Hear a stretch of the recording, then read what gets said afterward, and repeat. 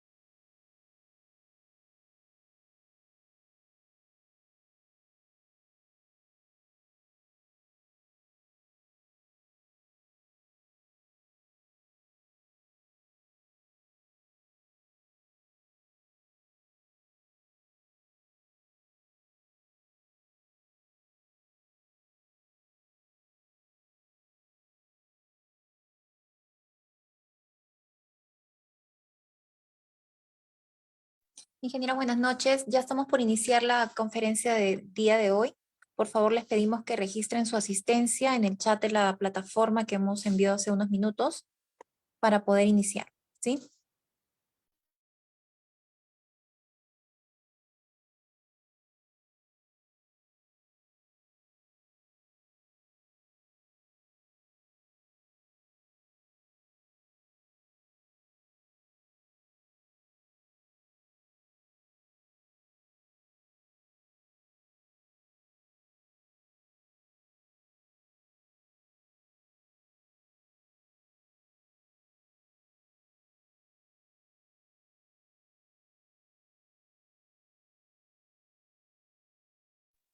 Ingeniero César Santisteban, buenas noches. Buenas noches, Eli. ¿Cómo estás? Ya podemos iniciar la conferencia de hoy. Bien, bueno, ante todo, dar la más cordial bienvenida a todos los participantes en esta nueva actividad desarrollada por el capítulo de Ingeniería Geográfica, análisis de transversalización del CRD y cambio climático en proceso de desarrollo. Bueno, un tema coyunturalmente importante, ¿no? En estas circunstancias en las cuales viene el país atravesando una serie de eventos, ¿no? De riesgo de desastres en toda la costa y también en la sierra, ¿no? Creo que este tipo de talleres, de eventos deben replicarse y permitir alcanzar, ¿no? A los diferentes ingenieros que participan nuevos conceptos, nuevas ideas y poder compartir, ¿no? Estudios, avances relacionados al tema.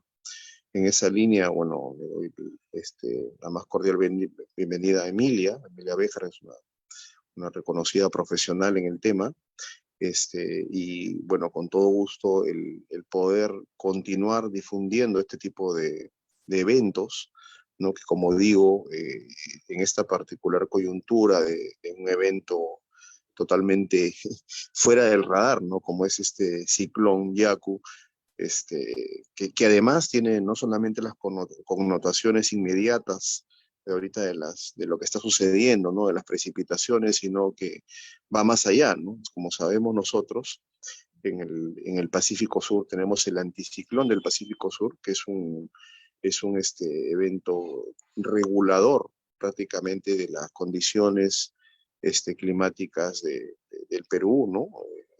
Relacionado al tema del Niño, y que ahora han cambiado las condiciones a un ciclón que lo que hace es permitir el trasvase de aguas con temperaturas bastante mayores del Pacífico suroeste hacia Sudamérica, ¿no? Y que tiene una connotación no solamente puntual, como digo, en lo que está sucediendo ahorita, sino que puede tener importantes impactos en lo que es un próximo fenómeno del niño de gran intensidad. Entonces, es muy importante que temas relacionados a la gestión de riesgos de desastres los continuemos desarrollando, ¿no? Y los vayamos enfocando en este tipo de procesos. Entonces, sin más, solamente agradecer a todos los participantes, ¿no? El poder estar presentes en este evento, eventos que vamos a seguir realizando de manera semanal durante todo el año, ¿no? Y invitando además a los participantes a poder proponer temas y poder proponer ponentes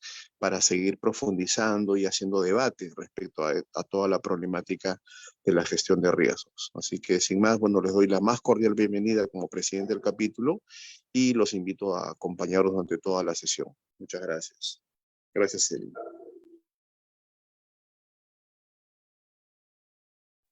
Ok, antes de iniciar, darle el pase a la ingeniera Emilia Béjar Melgar, vamos a leer un poquito de su CV. En este caso, es ingeniera geógrafa de la Universidad Nacional Mayor de San Marcos.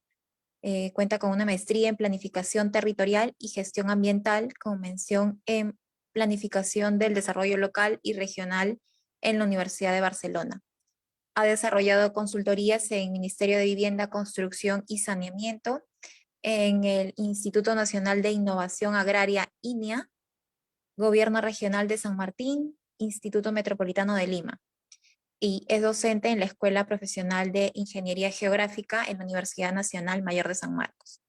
Bueno, ingeniera Emilia, le doy el pase para que pueda iniciar con su presentación. Muchas gracias, Eli. Buenas noches con todos. Agradezco la invitación y bueno, espero poder compartir un poco de la experiencia que estoy teniendo, que vengo teniendo a lo largo de los años en el tema de gestión de riesgos, ¿no? Un poquito indicarles en qué va a consistir o cómo voy a desarrollar mi ponencia. En la primera parte voy a tratar un poco de la normativa, para tener ubicarnos en cuanto a la transversalización de la gestión de riesgos y el cambio climático en los procesos de desarrollo, ¿no? Y luego voy a entrar a lo que ya viene a ser algunos casos. Tengo 2 casos puntuales que venimos trabajando, que hemos trabajado, ya venimos trabajando, el Plan de Desarrollo Metropolitano, el Plan MET 2040, algunos, una pincelada de lo que se ha hecho y de lo que se espera, y bueno, y también otro proceso que estamos desarrollando, ¿no? En cuanto a la infraestructura de saneamiento, y bueno, saneamiento que tenemos en el país. Bueno, sin más, inicio. Bueno, ya está. Como normativa tenemos que tener en cuenta, a nivel internacional, lo primero, el tema del marco de Sendai, ¿no? El marco de Sendai, que habla para la reducción de riesgos de desastres, que va en un periodo de 2015 al 2030, que ya estamos cerca. Y dentro de los principios, como correlacionamos en el tema de la transversalización, nos habla de que la reducción de riesgos el manejo de va a depender de los mecanismos de coordinación entre todos los sectores, ¿ya? Y estos a la vez van a estar relacionados con los actores pertinentes en los niveles de gobierno respectivo y la participación de las instituciones ejecutivas, legislativas del Estado, ¿no? A nivel internacional.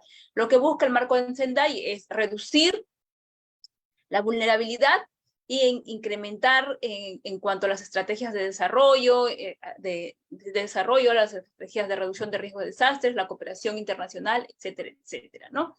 Luego hablamos, y también tenemos que relacionarnos con lo que es la Agenda 2030, ¿no? En la cual estamos suscritos, en la que vamos a trabajar, o va a trabajar con los objetivos que buscan, entre ellos, reducir la pobreza, mejorar la calidad de vida, la sostenibilidad de los recursos del desarrollo sostenible. Entonces, dentro de esto, tenemos que correlacionar o intersectar con el tema de la transversalidad de la gestión de riesgos. Y bueno, y hablando ya a nivel más local, en este caso más cercano, no local, sino ya a nivel de comunidad andina, hablamos que busca contribuir a la reducción de riesgos y del impacto de desastres para coadyuvar al desarrollo sostenible de todos los países de la región andina, ¿no? Fortaleciendo la institución y el establecimiento de políticas y estrategias con programas y subprogramas, ¿no? Que vayan a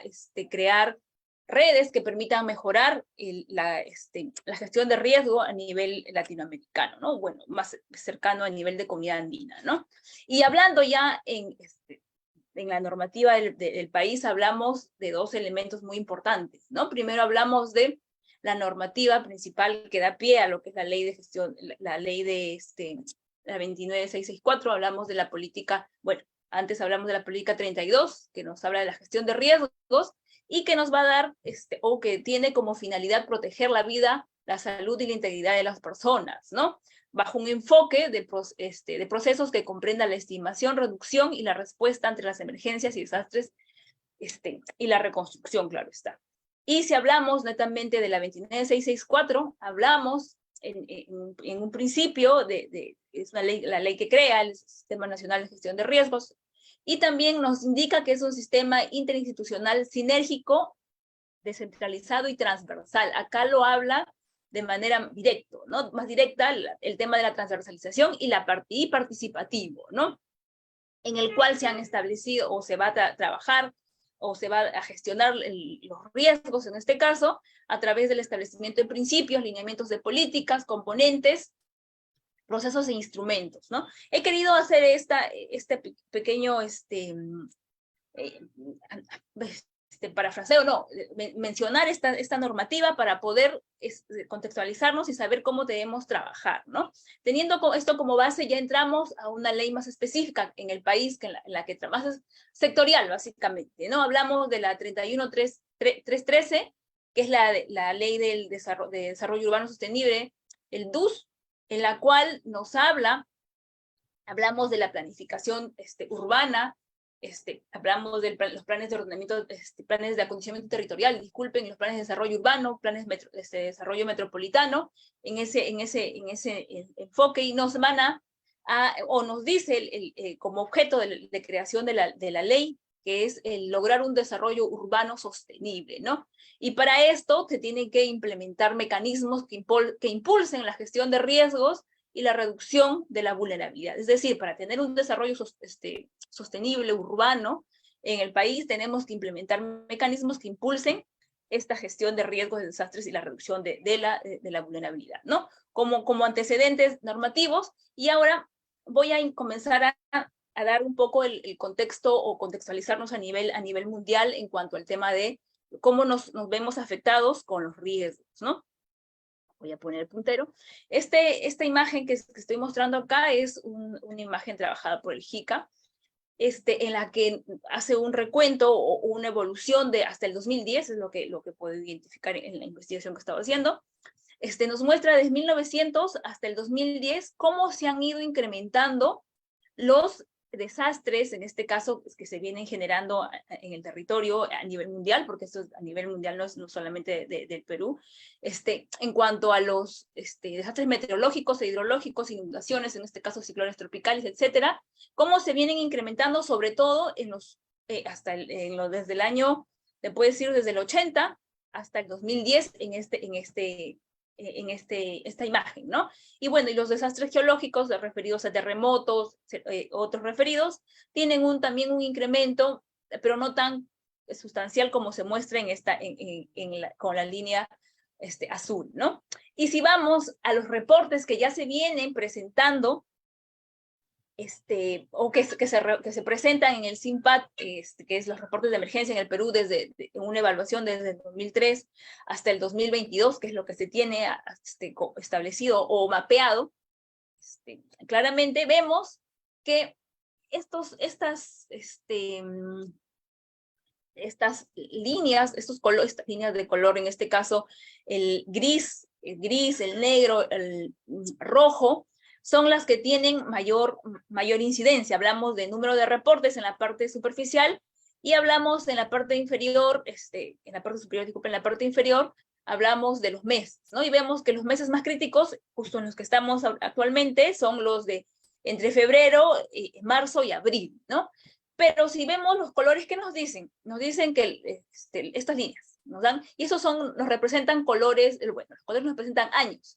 Si vemos principalmente, hacemos el análisis, podemos decir que el 2019, no se nota el color ahorita en esta imagen, en la siguiente voy a mostrar más claramente el detalle de los años, pero puedo decirles que los últimos años, los últimos 5 años son los que tienen mayor incremento de incidencias, de emergencias a nivel nacional, ¿no? Teniendo esta línea acá que está pequeña porque recién es de la 2023 que se está reportando, no teníamos eventos registrados, de enero a febrero muchos, eran pocos, por lo mismo que se está empezando el año, se cambia de gobierno, de gobierno a nivel de sectores, en los gobiernos locales se cambia de personal, entonces recién están comenzando a incrementar data, ¿no? Entonces no se tiene mucha data por eso, pero si vemos, estos son los que tienen mayor incidencia, y aquí ya se va a mostrar, mejor dicho, los últimos años, ¿no? Como les comentaba hace un momento, 2019,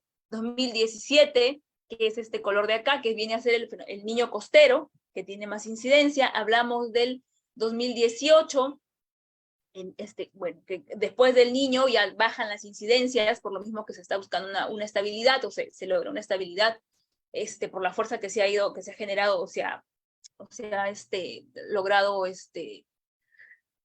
toda la energía que se ha librado en el evento anterior, ¿no? Y hablamos del 2019, el 2021, en este caso, 2020 no se tienen reportes por lo mismo que tuvimos la pandemia, se suspendió el tema de reportes, no se trabajó, y tenemos que la incidencia es mayor, ¿no? Y el 2022 de igual manera. Y todavía no tenemos reportes del 2023. Eso si hacemos o vamos viendo la realidad como está ahorita, todos los casos que estamos viendo en el transcurso de esta semana, vamos a inferir, de este caso yo estoy infiriendo que los casos que se van a registrar, los reportes van a ser bastantes, muchos mayores a los que tenemos actualmente, ¿no? Otro detalle que me parece interesante, ¿no? Es mostrar el tema de los costos que el gobierno desembolsa con cada evento que se genera, cada desastre que se genera en el país, ¿no? Vemos en el terremoto del 70, hablamos de monedas en dólares, se gastaron 800 millones de dólares.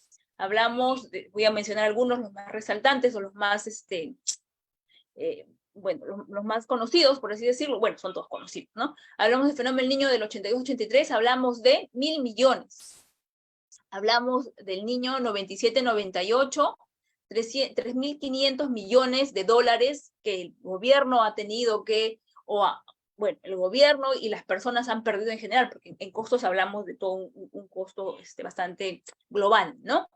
Y bueno, vemos que en los terremotos, también en el terremoto de Arequipa, se gastaron 311 millones, en el de Pisco hablamos de 1.200 millones, en el Niño Costero del 2017, sí, gastamos 3.2 millones de dólares, 3.2 mil millones de dólares, ¿no? Entonces, estamos hablando de no montos o costos menores, ¿no? Son bastante altos, ¿no?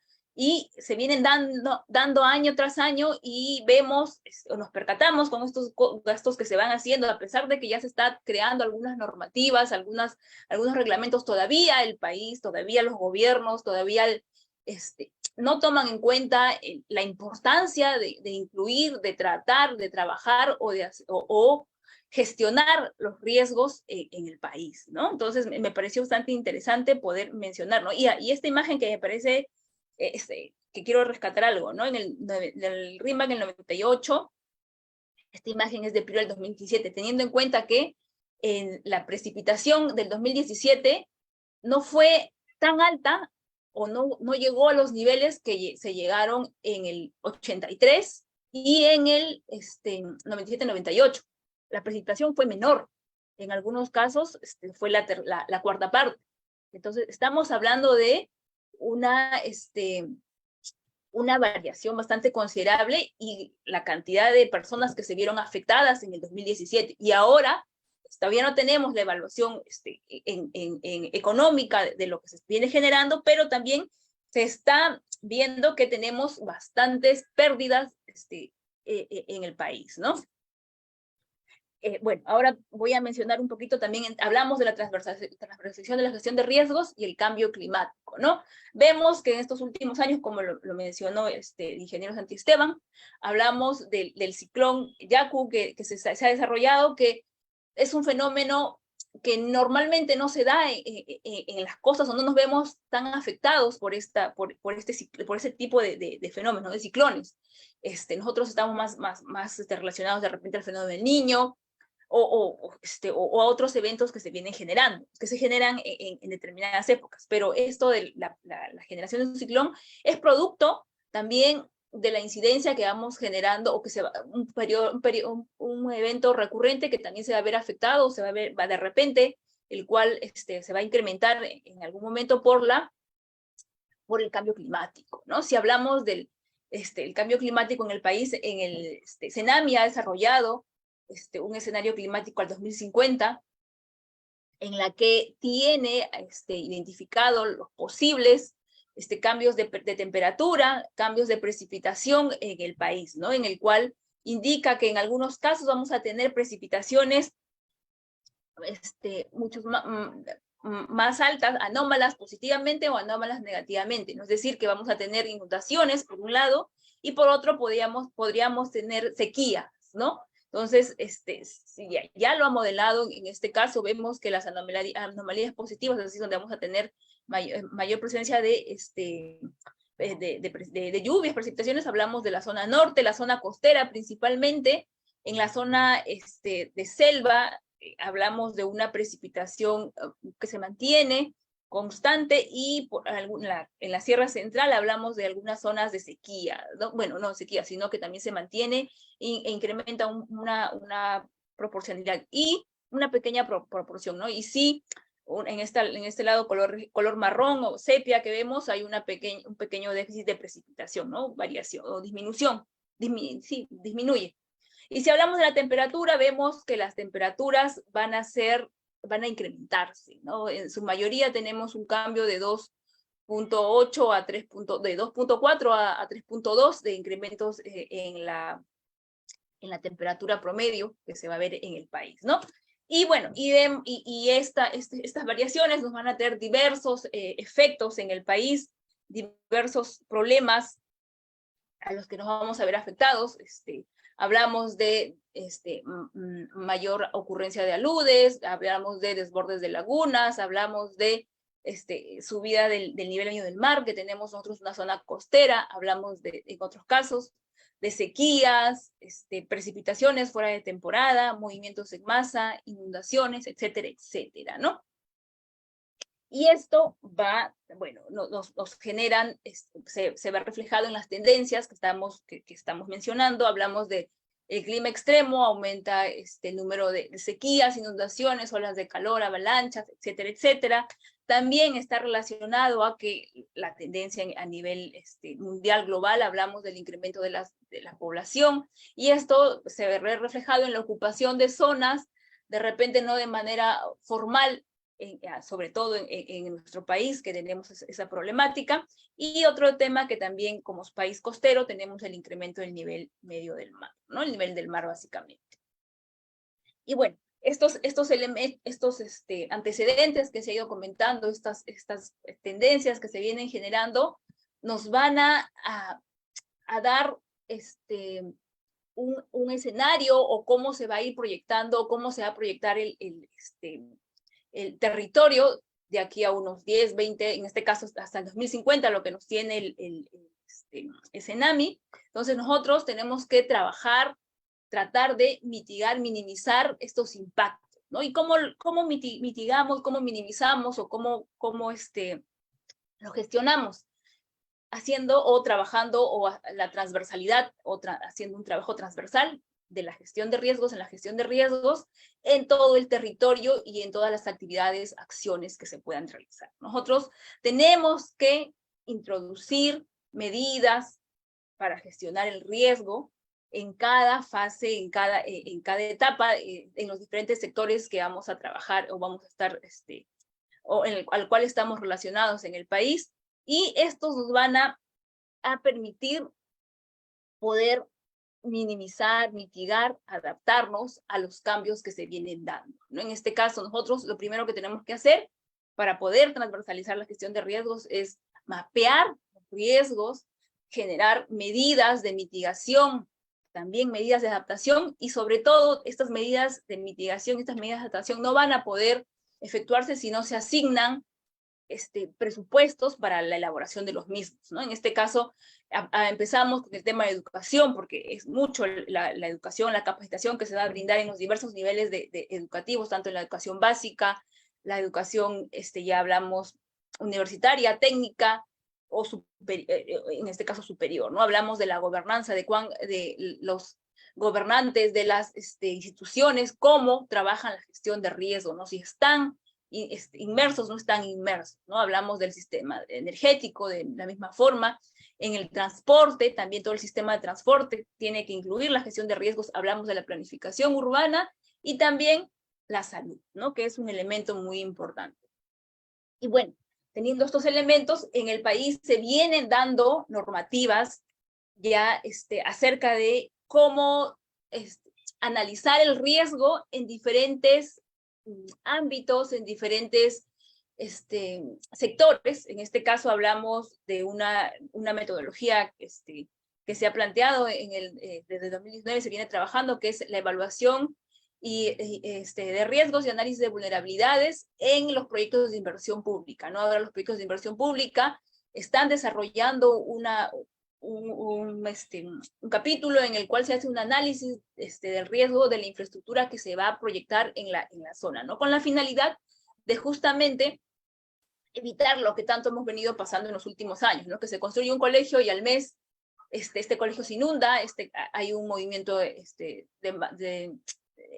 masas o un movimiento sísmico y se ve afectado el colegio o el centro de salud y ya no podemos utilizarlo, ¿no? Hablamos del el manual, bueno, las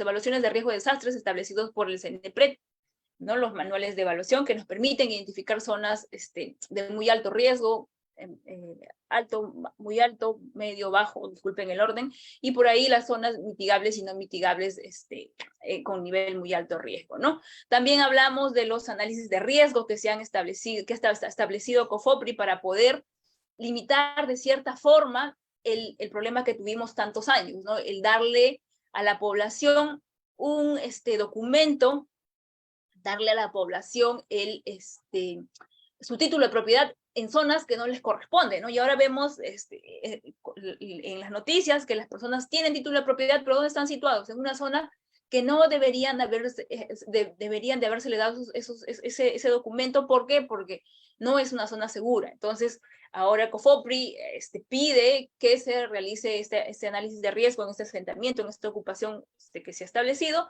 y en función a la evaluación que se hace, se determinan medidas y las ejecutan, se les puede dar el título. Si no, se tienen que solucionar esos inconvenientes y generar básicamente o desarrollar las medidas. Ese es el detalle, ¿no? Si no desarrollan las medidas que se han establecido, no se les va a poder dar el título. Y también, un elemento que sea como que con el tema del ordenamiento territorial en el país a nivel de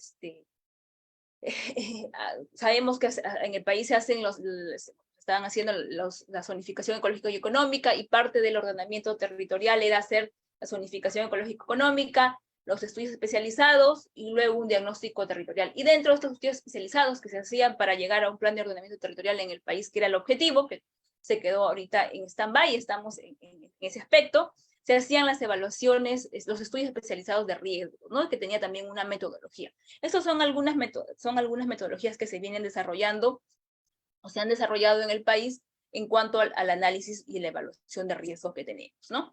En esta parte voy a hacer una pequeña presentación de lo que venimos trabajando en los últimos años. En este caso vamos a tomar dos ejemplos.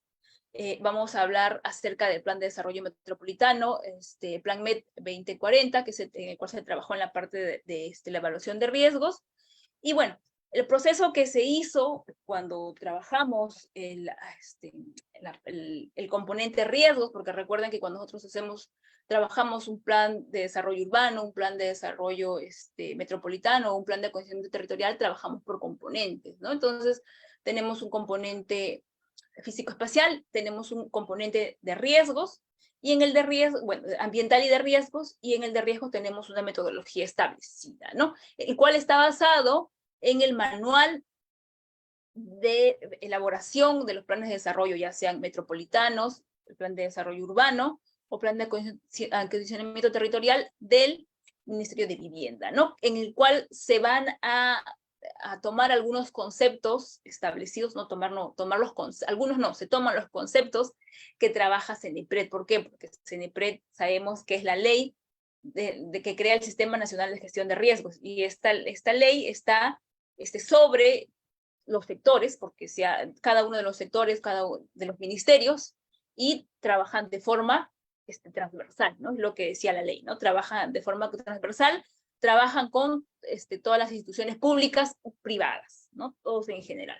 Entonces, hablamos de que cuando hicimos el estudio, analizamos los peligros por geodinámica interna, geodinámica externa, y los peligros hidrometeorológicos que teníamos o que tenemos en Lima metropolitana, ¿no? Luego se trabajó también un análisis de la vulnerabilidad. En este caso se trabajó principalmente el tema de la dimensión social y la dimensión física a nivel de manzana. Se llegó al establecimiento o al análisis de esta a nivel de manzana de la vulnerabilidad en Lima metropolitana, ¿no? Y luego trabajamos, determinamos el análisis de riesgo en cuanto al riesgo integrado social y físico, considerando la vulnerabilidad de los eventos que se han generado, tanto por geodinámica externa, geodinámica interna y los fenómenos hidrometeorológicos en este caso. De igual manera se hizo un análisis para lo que son las infraestructuras, ya sea infraestructuras educativas, infraestructuras de salud, las líneas vitales, hablamos de las pistas, de las vías, ya sean la vía nacional, las vías departamentales, las locales que tenemos, ¿no? Bueno, y se habló de también se analizó el riesgo de la infraestructura en la misma, tanto la física como la económica, y también hablamos de un análisis de la dimensión ambiental, ¿no? En cuanto al de riesgos en cuanto a la localización, ubicación de puntos críticos, y cómo estos puntos críticos con la ocurrencia de un evento se van a ver la incidencia que van a tener sobre el territorio, ¿no? Teniendo esto como elementos, se trabajó, se generó, se determinó los niveles de riesgo, en este caso en todo Lima metropolitana, y bueno, y se plantearon las medidas, en este caso correctivas, reactivas, que se podían trabajar en todo Lima para poder mitigar este riesgo que se puede generar, ¿no? En el caso de el análisis de riesgo, vamos a hablar por sismos. Nosotros trabajamos en Lima metropolitana cuando se hizo el estudio, no generamos el mapa de sismos, porque tenemos nosotros el INGEMET, el IGP, que realiza estudios de sísmicos, tiene modelos específicos, y lo que nosotros hicimos fue básicamente trabajar con los temáticos que ellos tienen, y nosotros incorporamos algunos elementos, hicimos una valoración y generamos el mapa de sismos, ¿no? En el cual, como se muestra aquí, tenemos algunos resultados, ¿no? Se identificó que para sismos, las zonas muy altas están ubicadas sobre todo en las laderas de Caraballo, en las zonas de laderas principalmente, ¿no? Caraballo, Comas, Independencia, San Juan de Lurigancho, las costas de Chorrillos, por la inestabilidad del suelo, y Villa El Salvador, ¿no? Fue lo que se analizó, se identificó en su momento. Si hablamos del otro tipo de peligro que también acontece en el territorio, sobre todo en la costa, hablamos del tsunami. En este caso también utilizamos información que se nos proporcionó por la DHN. Ellos son los que generan información a nivel de tsunami, porque ellos utilizan unos software especiales donde incorporan elementos que les permite hacer modelos de zonas de posible inundación, ¿no? En este caso se identificaron que las zonas son las zonas costeras, principalmente Ancón, Santa Rosa, son las que tienen mayor peligro, muy alto peligro en cuanto a la ocurrencia de un tsunami, y Villa Salvador, Lurín y Chorrillos fueron los que tienen un nivel alto, ¿no? Como vemos en esta imagen, por lo mismo que está casi a nivel, no hay a diferencia de la Costa Verde, que en este caso no se muestra el nivel de peligro alto ni muy alto. ¿Por qué? Porque tienes una zona, básicamente la parte que es contigua al mar del territorio, tienes un acantilado que no permite que la ola, o no va a permitir que la altura de la ola llegue y afecte a la población en sí, ¿no?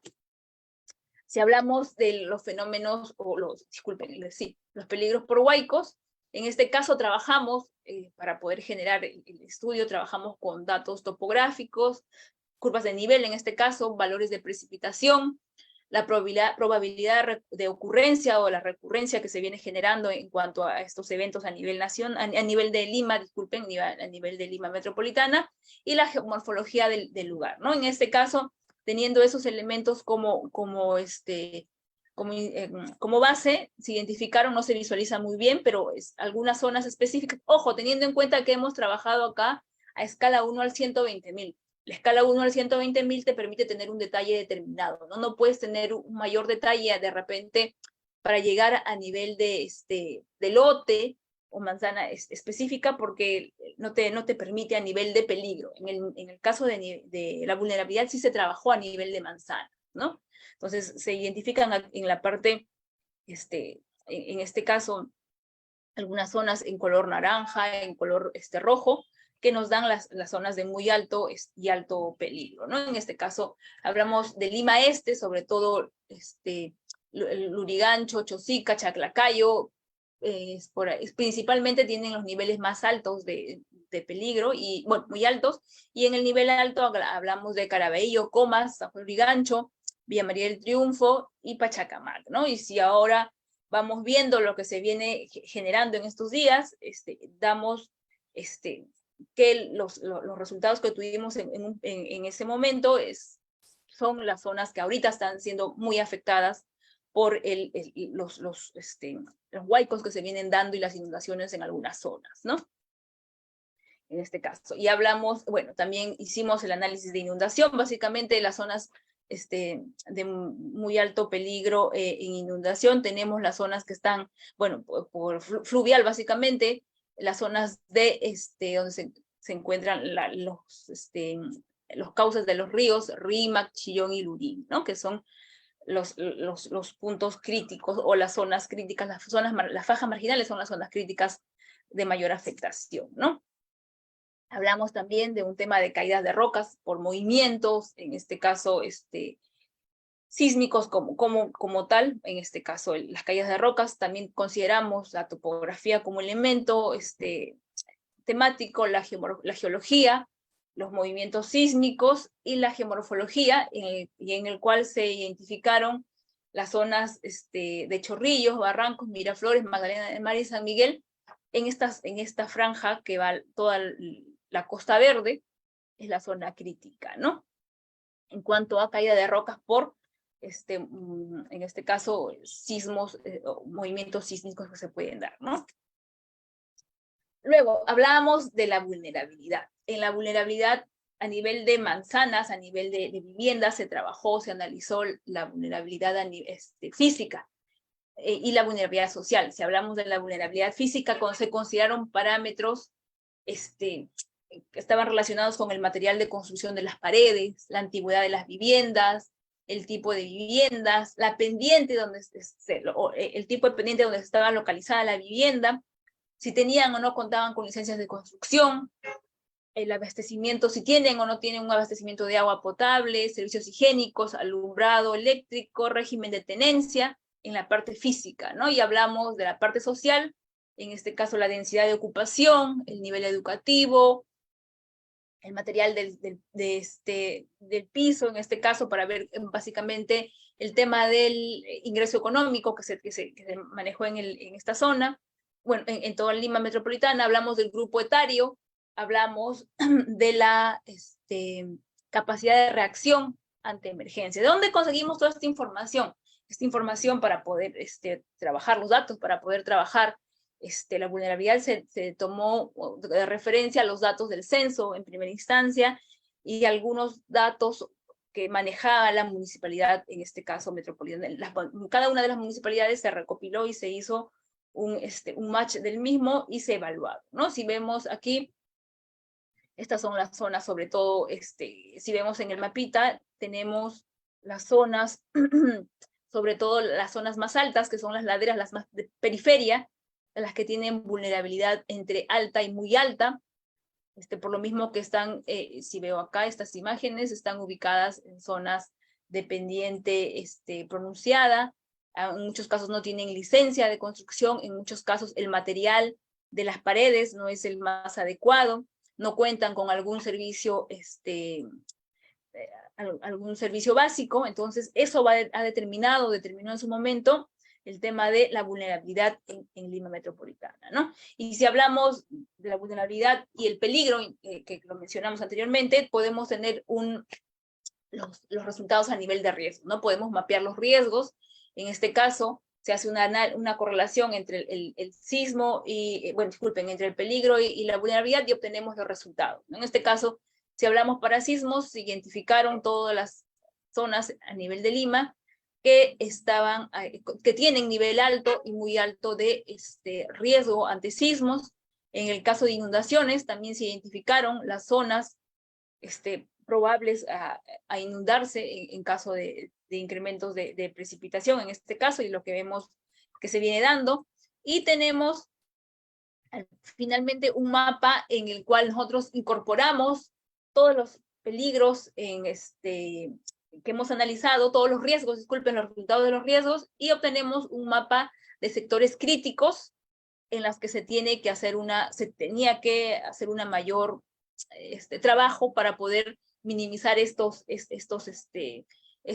riesgo entre muy alto y alto, ¿no? Que identificamos en la zona, ¿no? Sobre todo, como lo mencioné ya anteriormente, en las zonas de laderas, San Juan de Lurigancho, hablamos de Caraballo, de Comas, del Rímac, hablamos de Lurigancho, Chosica, Chaclacayo, toda esta zona, ¿no? Hablamos de Ate por acá, son zonas críticas que tenemos en Lima metropolitana, ¿no? Luego, en la parte, se habló en ese momento cuando trabajamos todo lo que era el plan de desarrollo, el plan MED 2040, hablamos de la incorporación de la transversalidad de la gestión de riesgos y el cambio climático, ¿no? Hablamos de que se tiene que intervenir en la movilidad urbana, en el sistema de equipamiento metropolitano. Si hablamos de equipamientos, estamos hablando de infraestructura educativa, salud, áreas de recreación, los sistemas de infraestructura y servicios urbanos. Hablamos de los espacios públicos, infraestructura ecológica, sistemas de patrimonio, estructuración urbana, la estrategia de generación de suelo y promoción de la vivienda, ¿no? En todos estos elementos se debe de incorporar el enfoque o la gestión de riesgos para poder tener un desarrollo sostenible a futuro, ¿no? Dentro de esto nosotros hablamos de propusimos una visión desde el punto de vista de riesgos, cambio climático y los factores ambientales, en la cual hablamos que de Lima, una metrópoli saludable, que aprovecha y promueve sosteniblemente sus recursos naturales, cuida sus cuencas hidrográficas, así como sus ecosistemas de lomas, playas y humedales, segura y resiliente, ¿eh? En su proceso de ocupación y crecimiento, con adecuados procesos de adaptación al cambio climático y con autoridades, instituciones y población empoderada para la adecuada gestión ambiental y de riesgo de desastres, ¿no? Y aquí hago el hincapié, ¿no? Que tenemos aquí la piedrita en el zapato, ¿no? Las autoridades, las instituciones, la población no se empodera, todavía no tenemos el tema de gestionar los riesgos bien metidos, por así decirlo, ¿no? Disculpen la palabra, en la cabeza o concientizados, ¿no? Porque no vemos la importancia que tiene el gestionar los riesgos, el hacer caso o trabajar o desarrollar las medidas que se vayan a establecer, ¿no? Tanto sean de adaptación o de mitigación, ¿no? En este caso se establecieron objetivos, en este caso orientados a la gestión de riesgos, que también están correlacionados con el objetivo nacional, los objetivos del plan bicentenario, y también los objetivos estratégicos a nivel regional, ¿no? Se trabajaron en función a todos estos objetivos y se establecieron principalmente garantizar una ciudad metropolitana saludable, limpia y eficiente, al manejo ambiental, incorporar de manera transversal la prevención y reducción de riesgos de desastres y adecuada capacidad de respuesta considerando los escenarios de cambio climático, ¿no? Aquí se indicó que teníamos que transversalizar todo esto, ¿no? Hablamos luego de los lineamientos que se incorporaron, que se plantearon, que se propusieron. Una ciudad segura, resiliente ante la ocurrencia de eventos sísmicos y eventos climáticos extremos, ¿no? Es lo que se planteó como el lineamiento estratégico, y luego se plantearon, bueno, en función al objetivo, se planteó algunas acciones, ¿no? En este caso, incorporar de manera transversal lo que mencioné hace un momento, y en función a esto, trabajamos en evitar la generación de nuevos riesgos en un contexto de cambio climático mediante el desarrollo de la gestión prospectiva, y transversal a todos los modelos de desarrollo, reducir los niveles de riesgo de la población y sus medios de vida, bajo un enfoque de gestión correctiva. Acá se incorporaron los tres tipos de gestión que realizamos: la correctiva, la prospectiva y la reactiva, ¿no? Hablamos de la transversalización del componente de gestión de riesgos, hablamos del fortalecimiento de capacidades tanto administrativas, técnicas, logísticas y financieras, ¿no? Que eso es lo que limita mucho en el país, porque podemos de repente tener toda la parte administrativa, podemos tener toda la parte técnica, pero no tenemos la capacidad financiera para poder solventar estos proyectos, ¿no? Y bueno, y afianzando y generando las mejores condiciones para organizar a la población, autoridades, con el objetivo de mejorar la capacidad de respuesta, ¿no? Estos son los elementos que se trabajó. Y ahora voy a hacer una pequeña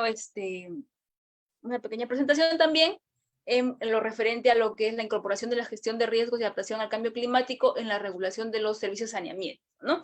En este caso, la metodología de trabajo que estamos estableciendo, porque es un trabajo que se está desarrollando, todavía estamos en esto, vamos a mencionar que lo primero que estamos haciendo es construir escenarios. Recordemos que nosotros estamos hablando también de la gestión de riesgo actual y tenemos que proyectarnos al cambio climático, ¿no? De aquí ya nos dice CENAMI, al 2050 hay cierta variabilidad climática. Entonces, lo que generemos o las evaluaciones que hagamos no solamente sean para ahora, sino también hay que tener perspectiva, hay que proyectarnos, ¿no? Entonces, en función a eso, se está planteando construir escenarios, ya sean tendenciales o probables, de aquí a 5, 10, 30 años, para tener una visión de cómo va a situarse o cómo va a estructurarse los sistemas de servicio de saneamiento y agua potable que tenemos en el país, ¿no? Luego de hacer esta construcción, lo que vamos a hacer es un análisis y una identificación, análisis y evaluación de riesgos. Luego vamos a trabajar una valoración económica en función a todos los elementos que identificamos que se encuentran en un nivel muy alto de riesgo. Se van a tener que plantear, se va a tener que identificar cuál es el costo actual y proyectado para poder tratarlos de alguna forma. Luego se va a hacer una identificación de las medidas de adaptación. Y al final hablamos de un costo-beneficio, ¿no? Se plantean medidas, pero de estas medidas, ¿cuáles son las que más convienen, ¿no?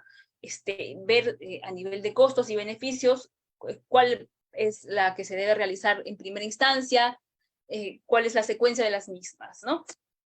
Hablamos de la construcción de escenarios, hablamos de dos elementos: la construcción de escenarios en función a las condiciones climáticas y a las condiciones no climáticas, ¿no?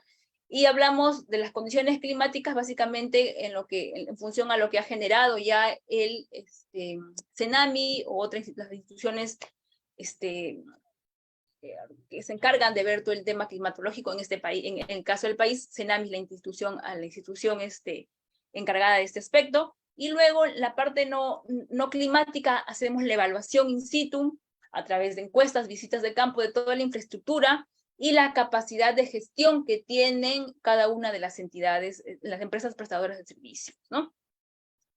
Hablamos luego de una identificación de la zona que corresponde al ámbito de estudio o el ámbito de prestación de servicio. Ojo, no solamente la prestación de servicio ahora, ¿no? Sino también tenemos que ver la prestación de servicio de aquí a una proyección de 10, 20, 30, 50 años, ¿no? Para esto se busca información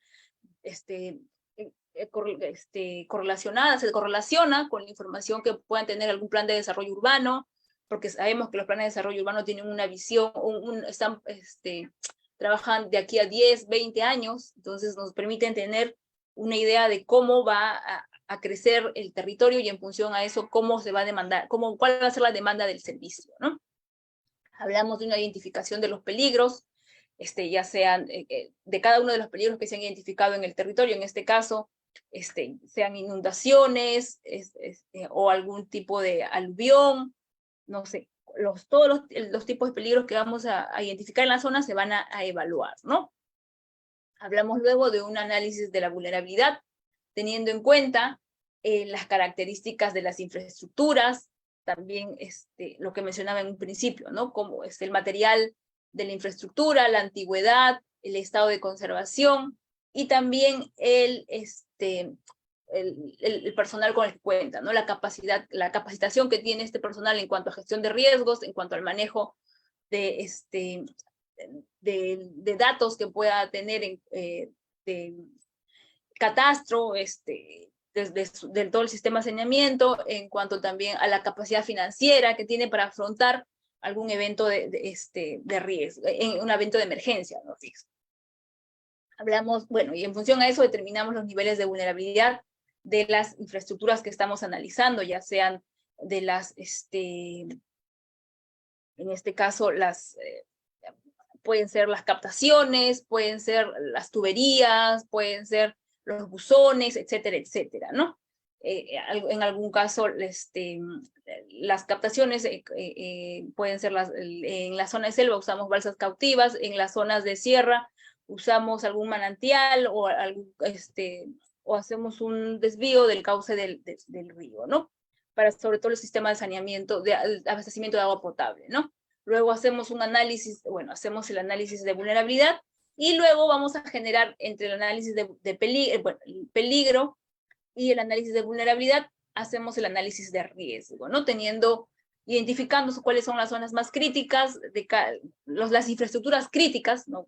Zonas, en este caso hablamos de infraestructuras críticas, también establecemos los niveles de riesgo que van a tener y vamos a establecer, como mencioné, las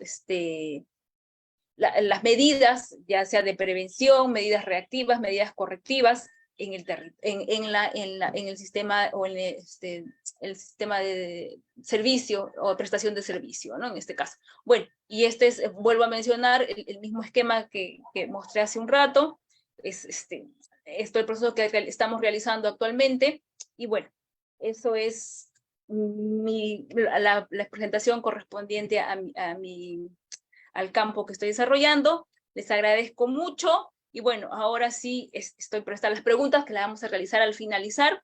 Y el ingeniero Alfonso continúa. Muchas gracias.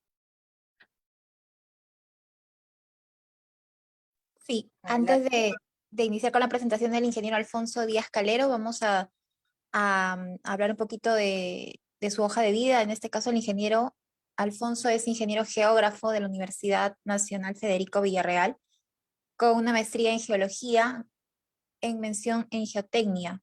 Es especialista en gestión de riesgo de desastres y cambio climático aplicado a procesos de planificación y proyectos de ingeniería. Ingeniero Alfonso Díaz, ¿cómo está? Buenas noches. ¿Qué tal? ¿Cómo están? Buenas noches. ¿Se me escucha?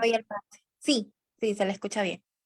Perfecto, muchas gracias y muy buenas noches a todos. Agradecer por la invitación al capítulo, ¿no? Saludando a Emilia por su presentación, al ingeniero Santisteban también por su presencia, ¿no? Como presidente del capítulo de Ingeniería Geográfica, y sobre todo a todos los participantes, ¿no? Por su interés, ¿no? Y desde ya agradecimiento también en ser parte de esta ponencia, que en la coyuntura actual pues toma una mayor relevancia sobre el impacto que están teniendo estos procesos de variabilidad climática, ¿no? De anomalías climáticas sobre un territorio muy susceptible a la ocurrencia de eventos climáticos, ¿no? Y que puedan generarse producto de las precipitaciones, pues, huaicos, flujos de lodo, ¿no? Riadas en diferentes sectores de Lima y gran parte de la zona norte del país. Y por otro lado, pues el nivel de vulnerabilidad tan alto que tenemos. Y creo que los eventos que están ocurriendo ahora son muestra clara, ¿no? del nivel de riesgo muy alto debido a la vulnerabilidad, a la exposición y a la fragilidad tan grande que tenemos como sociedad, ¿no? Como infraestructura, ¿no? Que en relación a las condiciones que debería tener para las características del territorio en el que estamos, pues estamos bastante lejos, ¿no? Y en ese contexto, como experiencias, ¿no? De trabajo que he podido tener, quisiera compartirles dos experiencias importantes, creo yo, porque cada una de ellas tiene una particularidad. La primera, que es la que quiero compartir en un sentido de explicar y orientar ese sentido de transversalidad transversalidad que tiene la gestión de riesgos en diferentes procesos de planificación y en procesos de reducción del riesgo de desastres, ¿no? La primera es esto que ustedes están viendo. Esto es Villa María del Triunfo. Aquí se hizo un estudio, ¿no? Un diagnóstico y una propuesta de espacios. Ingeniero Alfonso, ¿me escucha? Lo Sí, que sí. pasa es que no se ve su presentación, creo que no está cambiando. Está en la No, primera. todavía no estoy cambiando. Ah, ok, ok. Sí. Este estudio que ustedes ven aquí básicamente habla de cómo proponer procesos y condiciones para la ocupación en zonas que ya están consolidadas y que debido a la zonificación y a las normativas vigentes les dan una categoría de zona de reglamentación especial y pues afectan el proceso o limitan la posibilidad de desarrollar acciones que permitan reducir el riesgo. Sobre la base de ese contexto es que en este trabajo permitió y propone, ¿no? Desde un punto de vista técnico para que se exprese como elemento normativo, acciones prácticas concretas de cómo reducir el riesgo, ¿no? En sectores que actualmente se han definido como zonas de reglamentación especial. Y tomando el caso de Lima, eso involucra casi a 1,5 millones de personas que viven en laderas y en cerros, ¿no? Entonces, ahí donde les quiero mostrar este estudio, que parte desde un análisis de riesgo. No estamos hablando de un EVAR, ¿no? Estamos hablando de un análisis del riesgo a nivel de distrito, que analiza las características y condiciones, ¿no? De la probabilidad de ocurrencia de diferentes eventos. Y en esta presentación he querido poner dos puntualmente, ¿no? Una vinculada a la ocurrencia de flujos de lodo y otra asociada a la caída de rocas, ¿no? Producto de eventos sísmicos. Entonces, se analiza el peligro, se analiza la vulnerabilidad, ¿no? Muy parecido a lo que explicó la ingeniera Emilia, en el sentido de establecer condiciones de vulnerabilidad por fragilidad y resiliencia de diferentes sectores del distrito para establecer el nivel de riesgo. Y sobre la base de ese nivel de riesgo, establecer sectores críticos, ¿no? Que muestran pues niveles de pérdida mayor en caso se materialice el posible evento. Estas circunstancias ya nos van mostrando de que existen puntos con alto nivel de prioridad de intervención. Lamentablemente, la ley 31313, que se mencionó también, ¿no? La ley de desarrollo urbano sostenible, está tratando de modificar estas condiciones, pero hasta antes de la ley y su reglamentación, esta categoría de uso de suelo de reglamentación especial pues ponía un limbo a estos sectores y no les daba una zonificación y no permitía el desarrollo de acciones, puesto que se categorizaba con reglamentación especial y la salida era que se hagan más estudios. Pero en la práctica, esas zonas seguían creciendo, seguían siendo ocupadas, seguían consolidándose y por ende generándose y configurándose un riesgo mayor, ¿no? Por lo cual, la idea fue establecer lineamientos que permitan expresar acciones a nivel de barrio, a nivel de sector, para reducir el riesgo y la autoridad local pueda desarrollar acciones. Lineamientos que van a estar definidos o van a expresar la determinación de parámetros de uso de suelo en zonas de reglamentación especial. Procesos de ocupación en ladera. ¿Cómo ocupamos una ladera? Con esto no queremos fomentar la ocupación de ladera.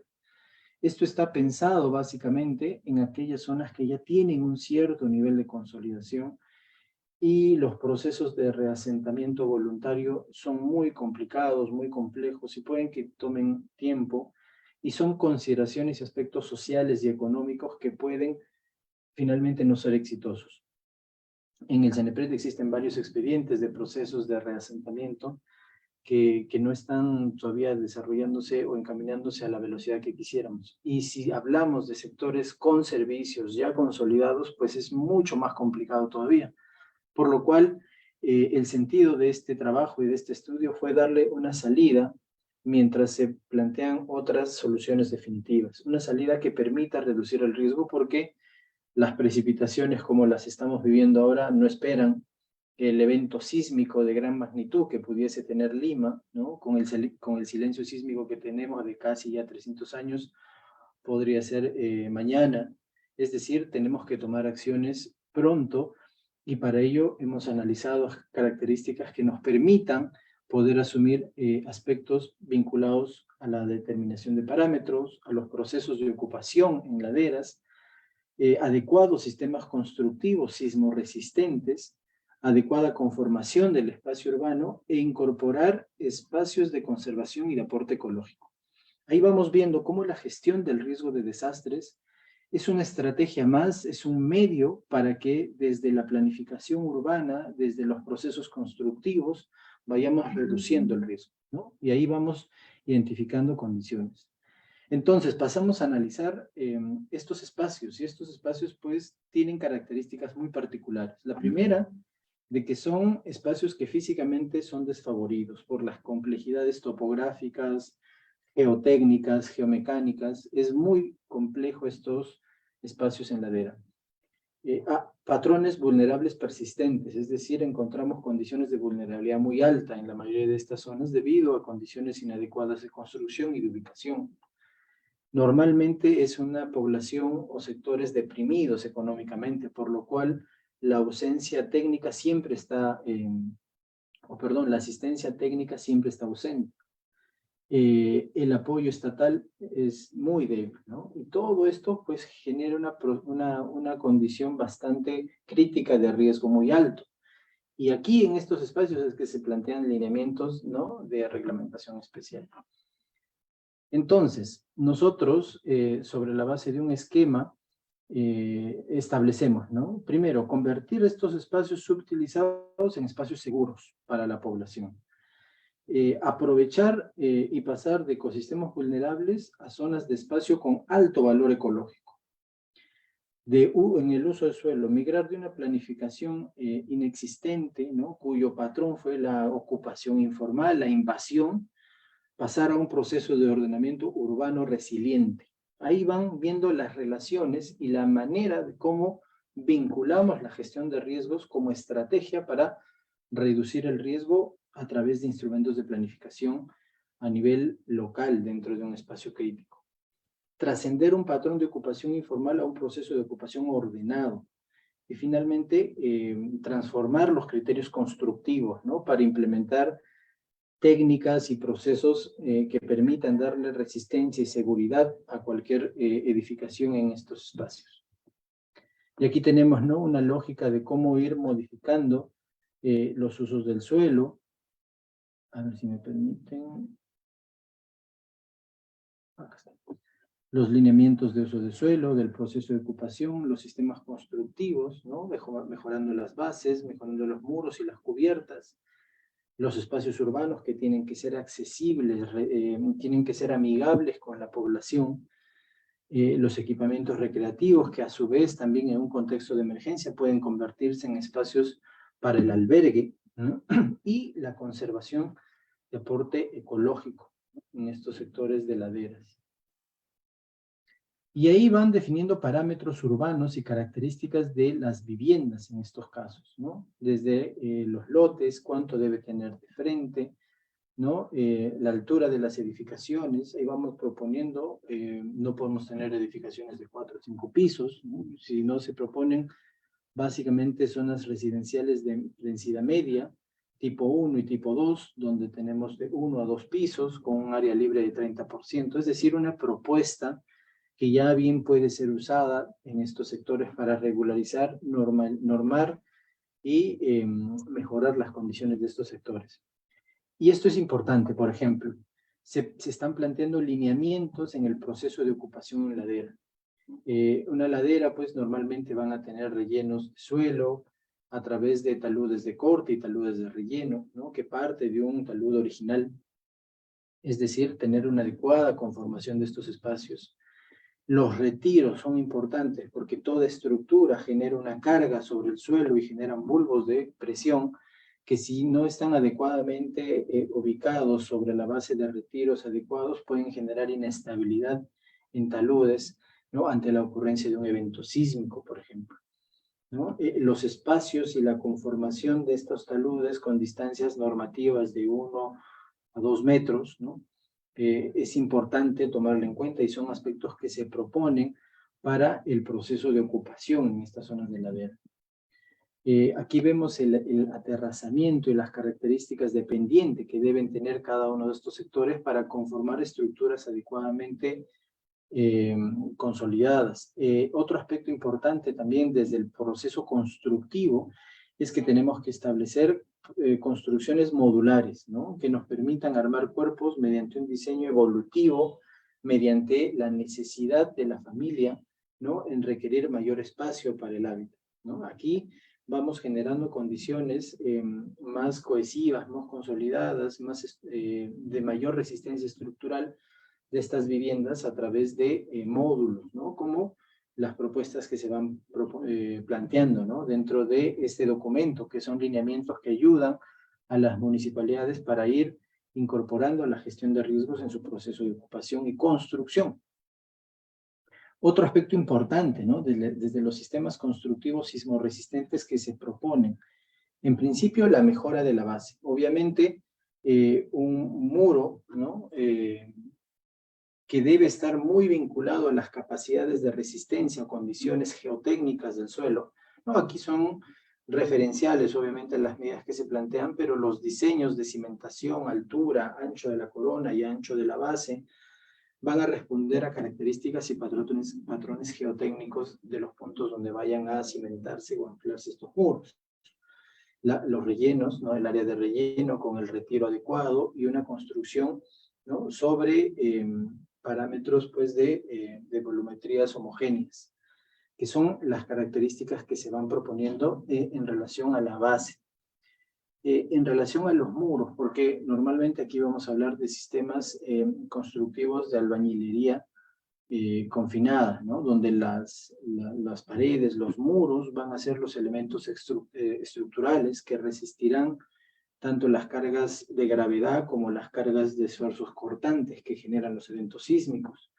Para ello, pues hay la necesidad de tener la colocación de estos ladrillos, ¿no?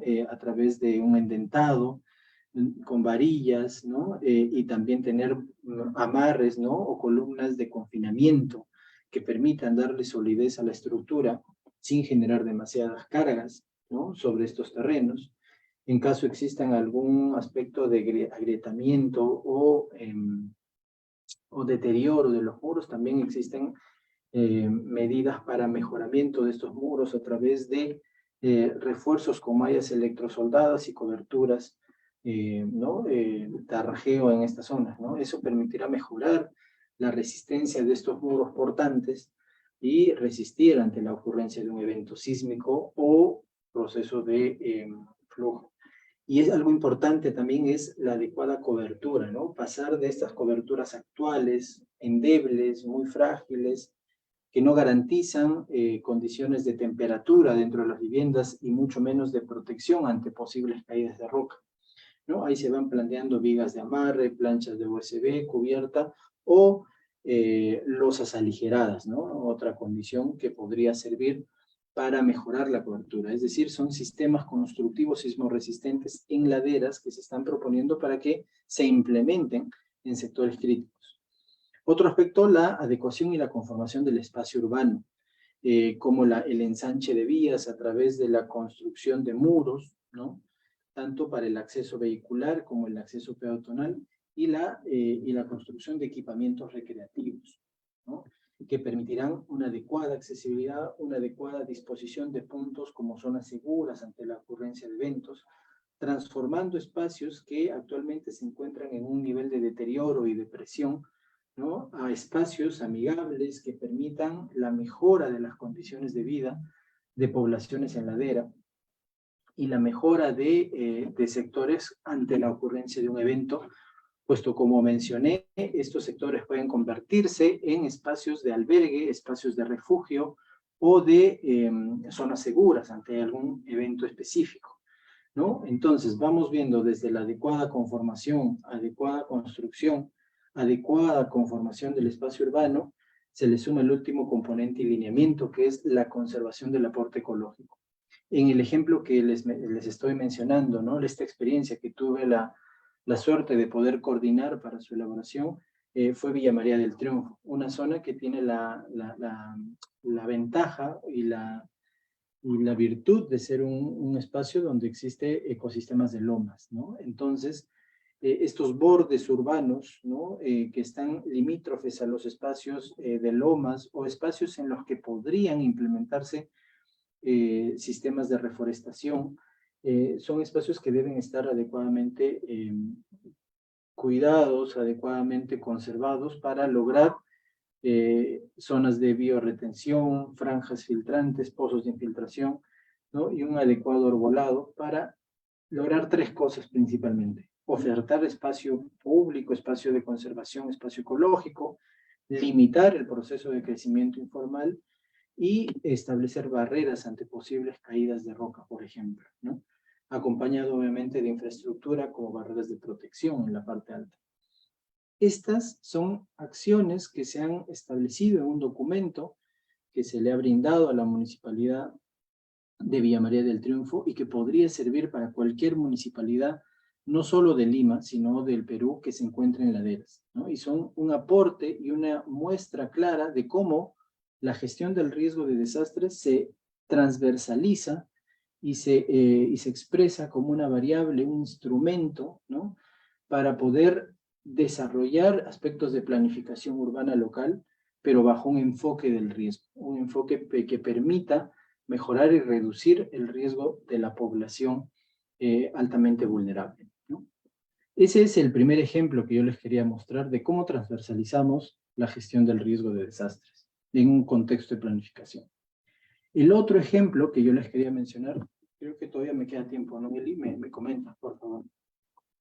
El otro ejemplo es ya no vinculado al proceso de planificación urbana, sino al proceso de la formulación de proyectos de inversión. Como sabemos, y como bien también lo dijo la ingeniera Emilia, desde el Sistema Nacional de Inversión Público, tenemos una serie de lineamientos, una serie de elementos que nos obligan a incorporar la gestión de riesgos en cualquier proyecto de inversión pública, independientemente de la tipología que sea. Pero asimismo existen proyectos de gestión de riesgo de desastres y que se formulan con la misma lógica, pero con especificaciones particulares, ¿no? sobre las brechas que quisieran cerrar ese proyecto.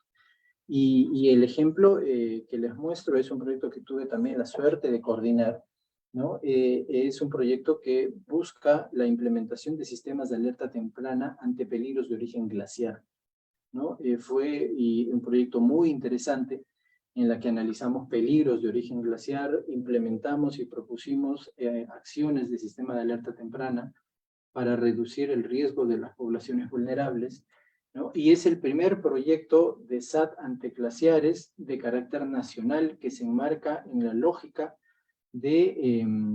o se enmarca en las estrategias, ¿no? del plan maestro de la Red Nacional de Alerta Temprana, ¿no? que lidera el INDECI.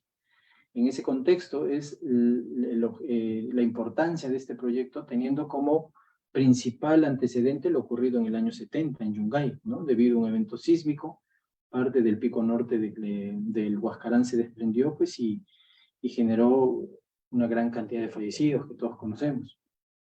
Este proyecto se enmarcó en 3 regiones del Perú, ¿no? En la zona de Ancash, ¿no? Aquí tenemos el Huascarán, ¿no? El que mencionaba, y la zona de Ranraírca.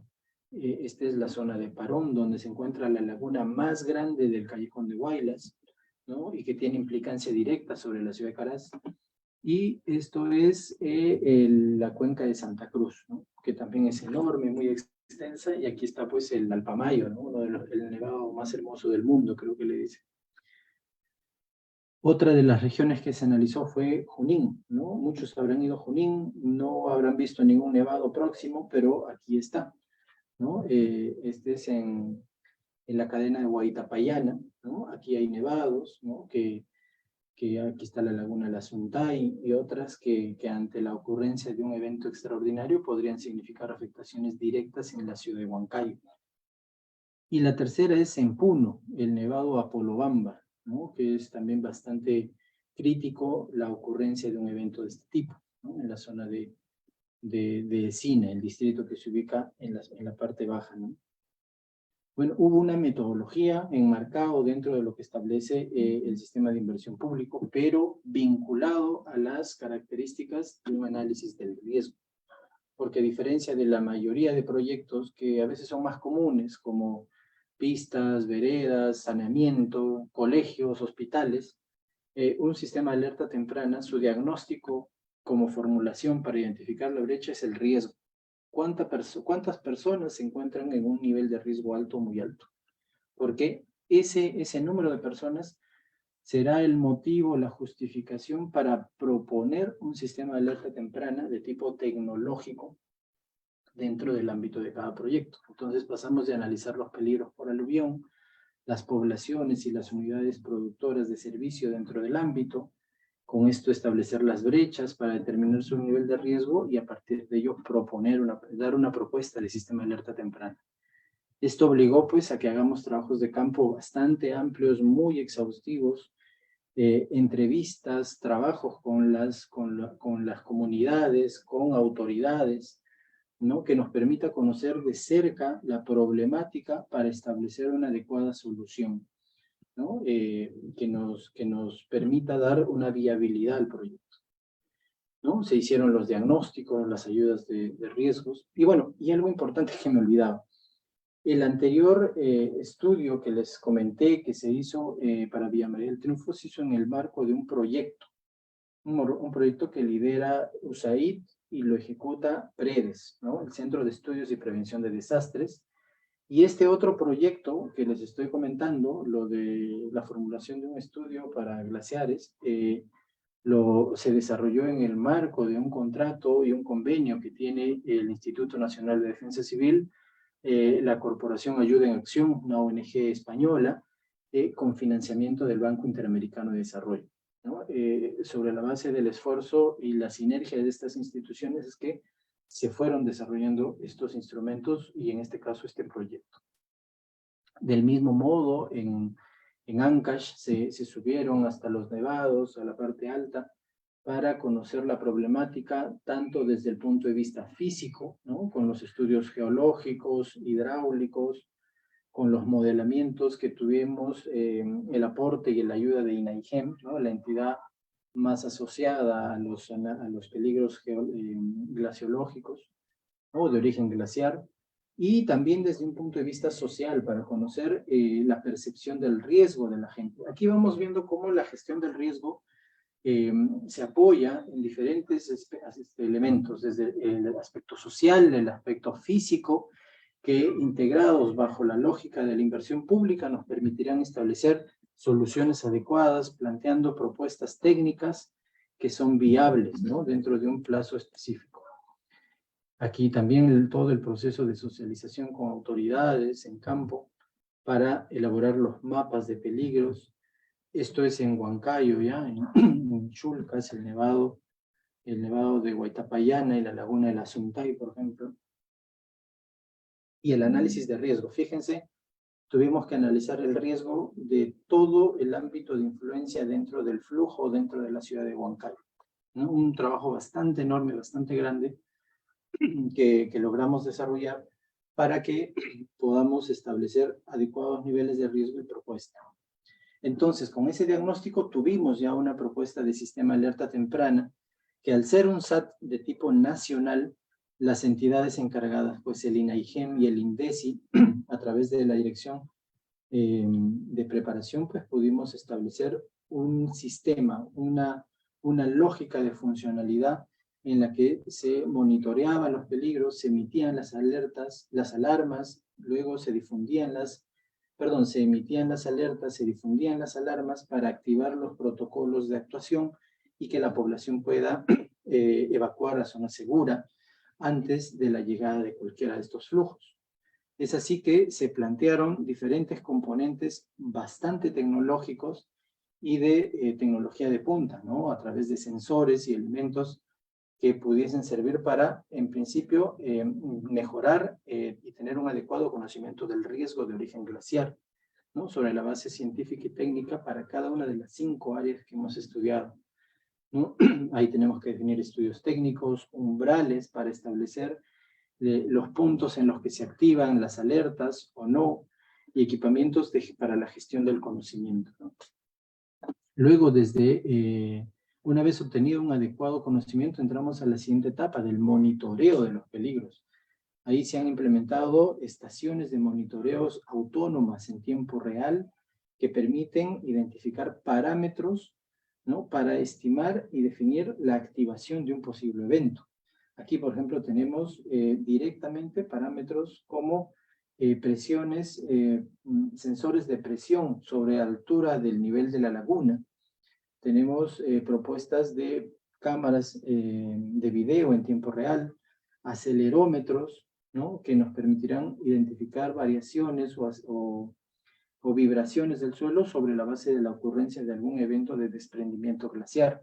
Todos esos elementos en tiempo real son registrados y llevados a través de un sistema de telemetría, ¿no?, y de transferencia de datos a un centro de análisis de datos, ¿no?, que es básicamente el punto donde se llegan los datos, se procesan y se analizan, ¿no?, que es en el Centro de Operación de Emergencia Regional.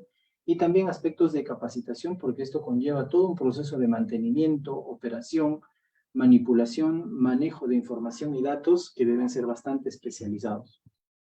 Luego, en la tercera etapa, donde ya una vez procesamos los datos, tenemos que difundir la alerta y a partir de ello establecer los mecanismos para la difusión de las alarmas, ¿no? En ese sentido, se plantea la instalación de un DCD, que es como un centro de almacenamiento de información dentro del COE en Lima, el centro de control del COER INDECI, las salas de monitoreo en las municipalidades provinciales, todo esto enlazado a través de un sistema de telecomunicaciones para la alerta, y finalmente la implementación de las sirenas, que son los medios de difusión para transmitir las alarmas a la población y que inicien procesos de evacuación.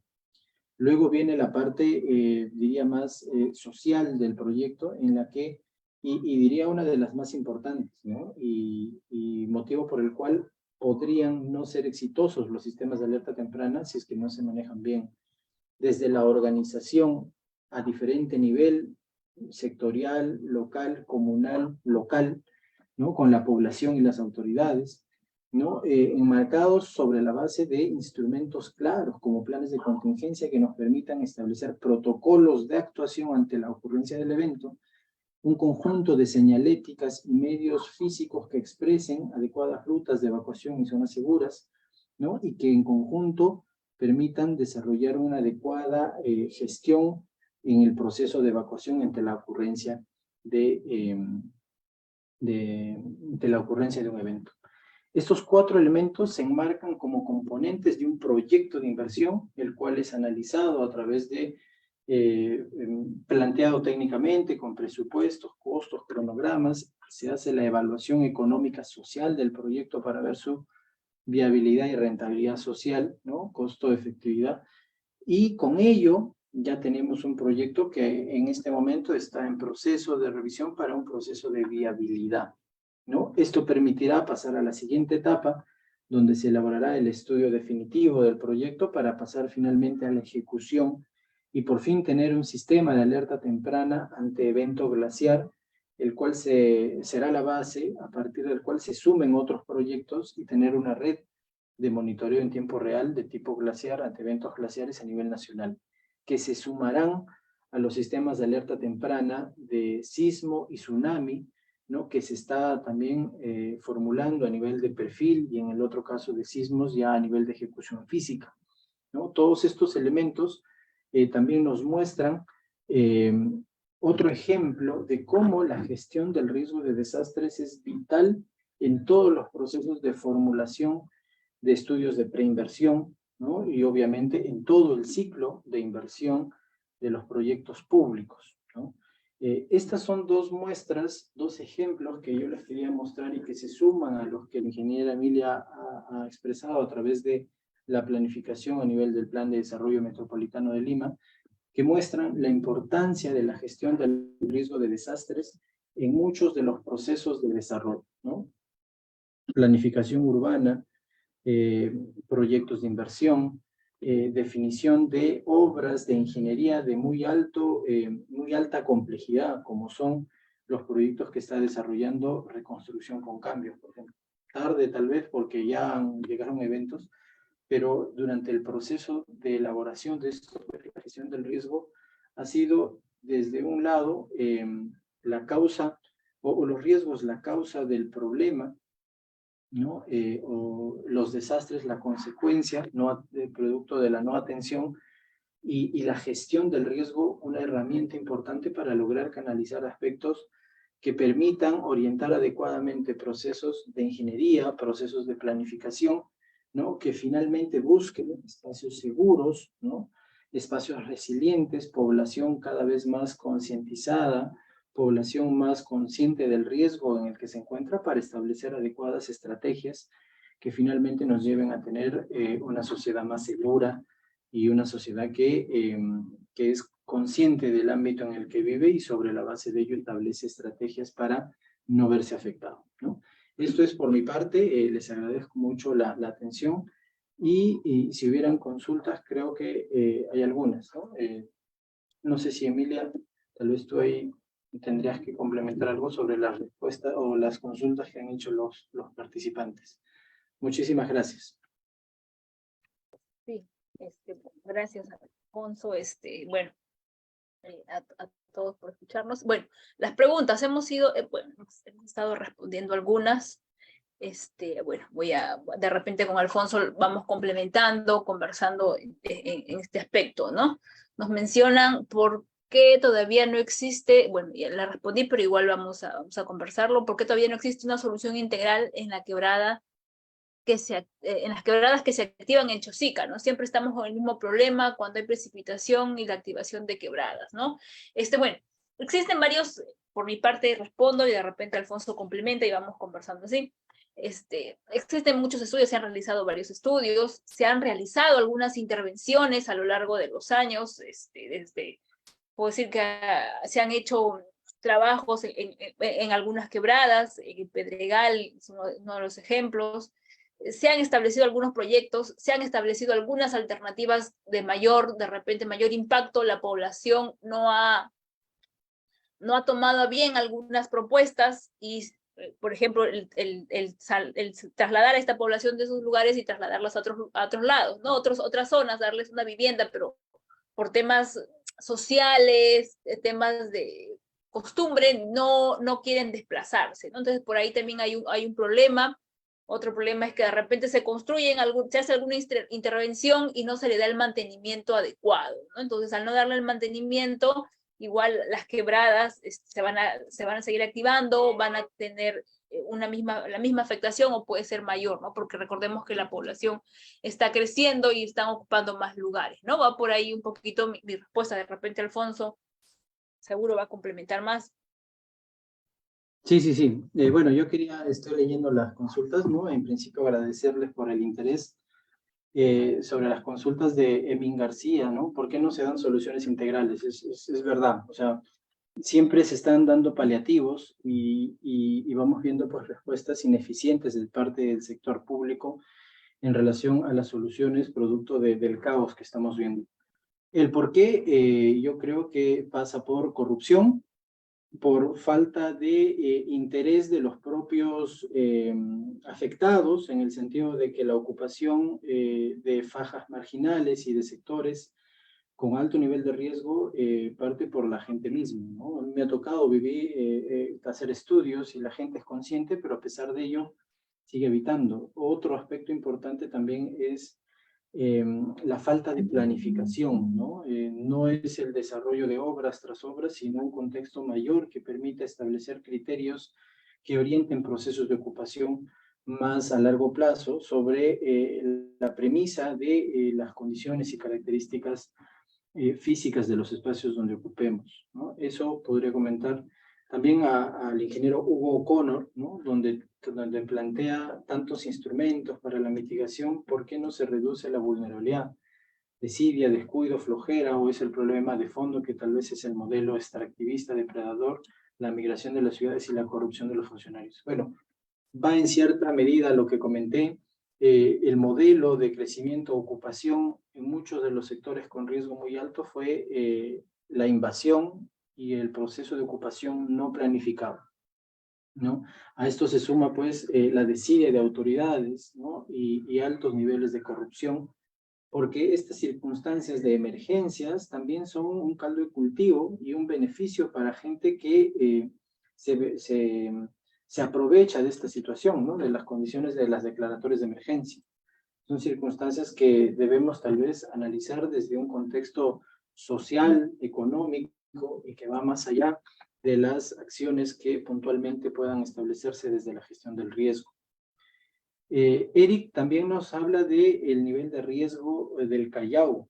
Bueno, el Callao tiene un nivel de riesgo muy alto ante sismos, muy alto ante eventos de tsunami, ¿no? Por ejemplo, La Punta, parte de todo el sector industrial portuario, ¿no? Que desde el nivel del mar, desde el mar hasta Néstor Gambetta, tiene condiciones de riesgo muy alto ante la ocurrencia de un tsunami, del mismo modo ante evento sísmico, ¿no? O sea, las condiciones en el Callao son bastante críticas y son elementos que se han estudiado a profundidad y se han expresado en instrumentos de planificación como el Plan Metropolitano del Callao.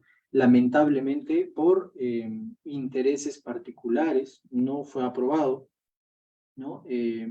Debería, ¿no? La recomendación de los que conocemos ese proceso es de que debería retomarse y sobre la base de un proceso muy discutido, socialmente compartido con la mayor parte de la población, debería ser un instrumento que se apruebe y que sea el elemento que guíe el proceso de desarrollo, y sobre la base de ello, pues, de que se desprendan una serie de proyectos que se enmarcan en los ejemplos que hemos planteado, ¿no? De la adecuada ocupación del territorio, del desarrollo de infraestructura para reducir el riesgo, también desde el desarrollo de proyectos como sistemas de alerta temprana ante tsunamis, ante inundaciones, incluso en la zona del río Chillón, en la zona de Márquez.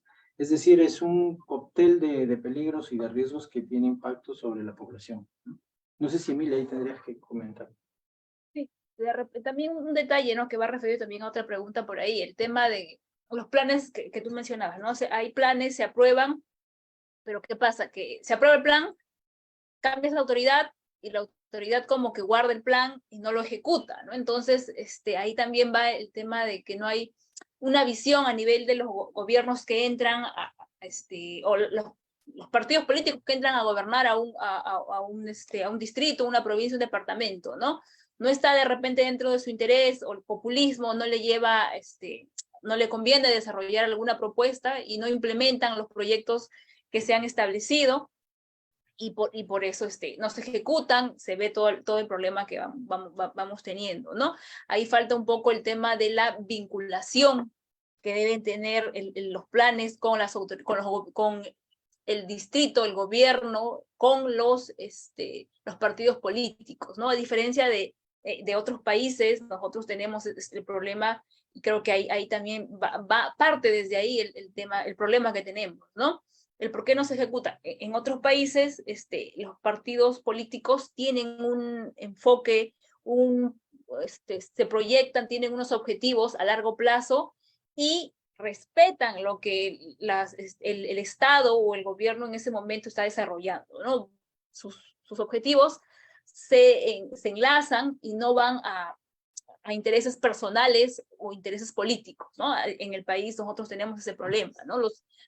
Gana el partido, no sé, el APRA, va por lo que le conviene de repente al APRA, gana el PPC, va por lo que le conviene. Entonces, no tenemos un gobierno, lastimosamente, no existen autoridades o gobernantes que tengan una visión de querer desarrollar el país, de querer desarrollar su sector, desde un punto de ver que el territorio se desarrolle, no solamente de manera personal o de interés político, ¿no? Va por ahí de repente el por qué el problema, por qué no se implementa adecuadamente, por qué no se hacen los planes, porque no hay una vinculación, no hay una normativa que te diga que se tiene que realizar estos planes. No se hacen los planes, se hacen los proyectos, se especifican los proyectos, pero no hay donde te digan que tienes tanto tiempo para ejecutar tal proyecto o tal actividad, ¿no? Entonces va por ahí, eso es. Sí, yo quería comentar también algunas consultas. En principio, ¿cuál es el rol del ingeniero geógrafo en las municipalidades? Yo creo que la formación profesional del ingeniero geógrafo le permite desarrollar con bastante amplitud acciones que puedan ir en los diferentes procesos de la gestión del riesgo de desastre, ¿no? Desde el análisis del riesgo, analizando el peligro, desde un contexto físico, la vulnerabilidad, ¿no?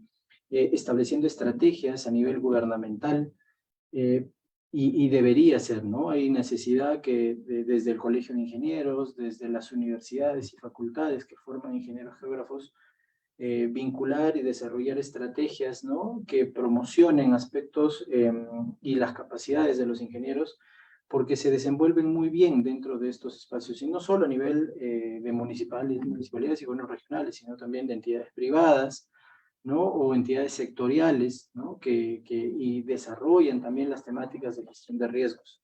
Y sí es importante tomar en cuenta que la gestión de riesgos es una especialidad multidisciplinaria, interdisciplinaria, es decir, no solo ingenieros geógrafos, no solo arquitectos, sino un conjunto de profesionales, porque como hemos visto en estas experiencias, hay ingenieros civiles, geólogos, geógrafos, arquitectos, ingenieros de telecomunicaciones, por ejemplo, para los proyectos de SAT que les he comentado, sociólogos, ¿no? Un conjunto de especialistas que con sus aportes se plantean acciones que puedan ayudar a reducir el riesgo de desastres, ¿no? Pero como síntesis, el ingeniero geógrafo sería un especialista que enmarque y de manera muy proactiva dentro de un sector público o privado para el desarrollo de estas estrategias. Y finalmente, para terminar por mi parte, comentar la consulta de Clifton Paucar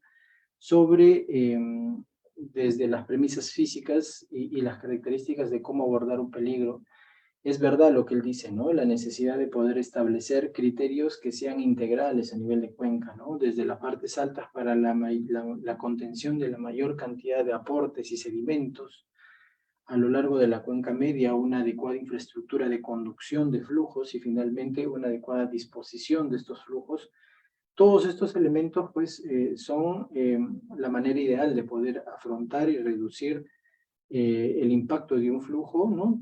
Reduciendo sus volúmenes, reduciendo sus velocidades y por ende la erosión que pueda generar en diferentes infraestructuras a lo largo de su curso. Efectivamente hay varios países que están desarrollando, pero sí, bueno, hace poco también participando en eventos fuera, hemos visto pues que todavía existe una brecha bastante grande donde el problema no es tanto el diseño de la infraestructura, sino operaciones, mantenimiento, el aspecto social del poder incorporar estas acciones dentro de espacios totalmente ocupados, bastante complejos, donde tienen un conjunto de actores que complejizan el proceso de análisis de intervención. Es ahí, creo, el esfuerzo mayor en el sentido de conocer las dinámicas territoriales, físicas y sociales de un espacio para que las soluciones sean acertadas, para que las soluciones sean las necesarias, ¿no? Obviamente también enmarcándonos dentro de un contexto económico, ¿no? Porque los recursos para el desarrollo de cualquiera una de esas infraestructuras nunca van a ser limitadas, si menos en un país como el nuestro, a su vez cumpliendo aspectos normativos desde un punto de vista ambiental, desde un punto de vista social, es decir, un conjunto de elementos o aristas que deberán ser analizadas, expresadas sobre la base de un contexto del territorio y en función de ello pues, plantear soluciones que cumplan con todo ello para tratar de reducir el riesgo de la población. Bueno, creo que con eso, Emilia, hemos respondido. No sé si tienes algo más que acotar. Hay unas preguntitas que me acaba de enviar, me acaban de enviar, dice una consulta, ¿qué proyección hay hasta el 2030 en temas de desastres? Ojo, el tema de los desastres se van a incrementar si no se ejecutan medidas de adaptación o mitigación, ¿no? Estamos viendo que existe actualmente un incremento en la ocurrencia de fenómenos en los últimos 10 años, y si nos proyectamos tal vez este incremento vaya a ser mayor en los días que vienen, ¿no? Entonces, si es que no se ejecutan algunas acciones para poder mitigar, disminuir estos impactos, los desastres van a ir incrementándose, ¿no? Entonces, depende mucho de las autoridades, de la población, cómo va a ir tomando o va a tomar acciones para poder reducir estos impactos, ¿no? Por ahí veo otra pregunta que mencionan, que dice, ¿no? ¿Se podría incluir en el plan de riesgos el traslado de viviendas construidas en franjas de lechos de ríos a zonas más seguras con viviendas económicas subvencionadas? Ojo, hubo un proyecto, no sé si te acuerdas, Alfonso, en el 2016, 16 antes, en el cual, bueno, no participé, pero sí tengo conocimiento de que se plantearon las zonas críticas de la zona de Pedregal de Chosica, y ahí se establecieron algunas alternativas, ¿no? Se propuso a la población mudarse o trasladarlas a otras viviendas en otros lugares, ¿no? Coyique, otras zonas, y la población no aceptó en muchos casos. ¿Por qué? Porque las viviendas que les iban a dar eran departamentos, ¿no? Y la población ya tenía viviendas de 2, 3 pisos, familias numerosas, entonces no aceptaron el desplazarse a esos lugares, ¿no? Entonces es bastante complicado ese tema, y lo mencionan algunas autoridades, algunos especialistas también, en el que el tema de riesgos, como lo dijo Alfonso hace un momento, es un tema interdisciplinario, ¿no? No solamente entramos a tallar ahí los ingenieros geógrafos, ingenieros o civiles o arquitectos, sino también entran los sociólogos para de alguna forma trabajar con esta población y darle algunas alternativas para que puedan ser menos afectadas, ¿no? Va por ahí. Perfecto, Emilia. Sí. Bueno, a mí me queda solo por mi parte agradecer la participación y la asistencia de la mayoría. Y bueno, desde el Comité Técnico de Gestión de Riesgos de Desastres y Cambio Climático, seguiremos promoviendo espacios para discutir, analizar, reflexionar y conocer más estrategias para reducir el riesgo y dar beneficio a la mayor cantidad de población, ¿no? Que es el objetivo también de nosotros, ¿no? Muchas gracias por mi parte. Creo que hay palabras de cierre. Igualmente, antes, muchas gracias por la invitación a los asistentes. También muchas gracias, y bueno, estamos para cualquier consulta. Adelante.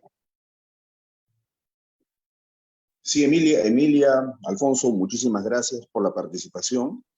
Me da mucho gusto, ¿no?, el haber participado poder haber estado acompañándolos en esta disertación, estas dos disertaciones tan importantes en esta especial coyuntura que estamos atravesando en el país. También me da mucho gusto de que el comité de riesgos esté activo. Ahora es cuando más se les necesita, y eso es lo que estamos tratando de impulsar desde el capítulo, ¿no? De que cada comité tenga prácticamente vida propia, ¿no? De que comiencen a tener sus invitados, a hacer talleres, a hacer capacitaciones, cursos, y de esa manera pues ampliar la comunidad, ¿no?, de ingenieros que estén participando de manera activa. Así que solamente agradecerte a ti, Emilia, Alfonso, por la participación, y bueno, a todos los presentes agradecerles el habernos acompañado, y bueno, estamos atentos hasta el próximo evento que difundiendo en la próxima semana. Muchísimas gracias a todos y que tengan una muy buenas noches. Gracias.